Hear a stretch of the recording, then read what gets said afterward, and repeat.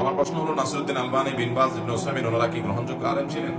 ভাইরা আমার, আপনি তিনজন আলেমের নাম নিয়েছেন, কিন্তু তাদের নামটাকে এমন ভাবে নিয়েছেন মনে হয় আপনার খালাতো চাচাতো ভাই লাগে, দোস্ত দোস্ত একটা ভাব লাগে, এরকম একটা ভাব। নামের আগে কোনো পদবি উল্লেখ নাই, কোনো সম্মানসূচক কিছু উল্লেখ নাই, নামের পরে দোয়ামূলক কিছু নাই, অথচ তিনজন মানুষ দুনিয়া থেকে চলে গেছে। ভাইরা আমার, শেখ নাসিরউদ্দিন আলবানী, শেখ বিন বাজ এবং শেখ ইবনে উসাইমিন রাহিমাহুমুল্লাহ, তারা ছিলেন যুগের শ্রেষ্ঠতম উলামায়ে কেরামের মধ্যে থেকে অন্যতম। আল্লাহ তাআলা তাদেরকে কোরআন হাদিসের অগাধ নলেজ দিয়েছেন এবং এক একজনের যে খেদমাত আছে, শেখ আব্দুল আজিজ বিন আব্দুল্লাহ বিন বাজ রাহিমাহুল্লাহ সৌদি আরবের সাবেক গ্র্যান্ড মুফতি, ফিকহ হাম্বলের উপরে এরকম পণ্ডিত মানুষ তার সময়কার সবচেয়ে সেরা মানুষগুলোর অন্যতম। তিনি অন্ধ ছিলেন, অথচ তাকে জিজ্ঞাসা করা হয়েছিল যে আপনি বুখারী এবং মুসলিমের যে কোনো হাদিস যে কোনো সময় অনর্গল ভাবে বলতে থাকেন, আপনি কি বুখারী এবং মুসলিমের সকল হাদিস আপনার কি মুখস্থ? তিনি বলেছিলেন আলহামদুলিল্লাহ, সবগুলো তার মুখস্থ। ভাইরা আমার, একজন অন্ধ মানুষ ছিলেন এবং ছোটবেলা থেকেই তিনি অন্ধ ছিলেন।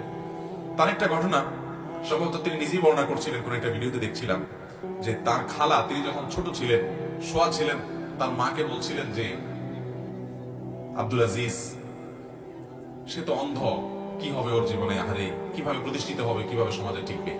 একসময় গোটা পৃথিবীর সবচাইতে প্রভাবশালী এবং নামকরা উলামাদের মধ্যে থেকে একজন হয়েছেন।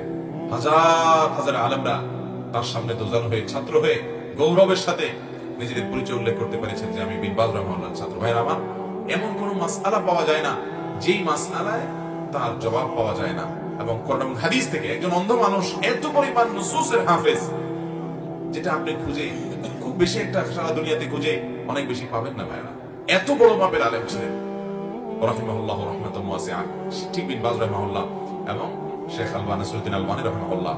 তার কথা, শেখ নাসিরউদ্দিন আলবানী রাহিমাহুল্লাহ তারা যে পরিমাণ খেদমত আল্লাহ নিয়েছেন, আমরা তো অনেকে অনেক কথা বলি ভাই।